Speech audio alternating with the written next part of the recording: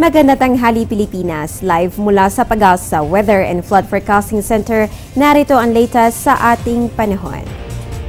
Good news mga kababayan, wala po tayong inaasahang weather disturbance sa ating area of responsibility ngayong Lunes at sa susunod na 3 araw, so good news po yan sa ating pagsa-celebrate ng Kapaskuhan.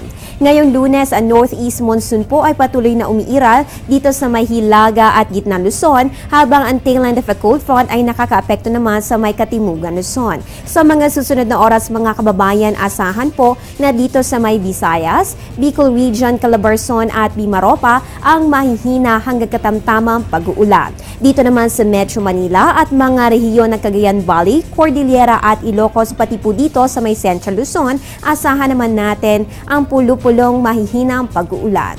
Dito po sa Mindanao, makakaranas tayo ng fair weather conditions, pero syempre maging handa pa rin sa isolated thunderstorms. Holiday tips po aming ihahatid makalipas lamang ang isang paalala. Kain na! At syempre, hindi kumpleto kapag walang kanin. Almusal, hapunan, sa karinderya, restaurant, only rice, half rice, brown, puti. Sa bahay, opisina, pati sa eskwela. Basta, wag lang may maaksaya. Palay, bigas, kanin, wag sayangin. Bigyang halaga ang mga munting butil upang tayo'y pagpalain ng isang masaganang ani. Isang paalala mula sa Department of Agriculture. Nako mga kababayan, 3 araw na lamang Pasko na. Kaya narito po ang ilan sa aming paalala. Panoorin po natin ito. Para maging healthy and happy ngayong holiday season, may ilang mga paalala ang Department of Health o DOH. Maghanda ng masusustansyang pagkain tulad ng prutas at gulay.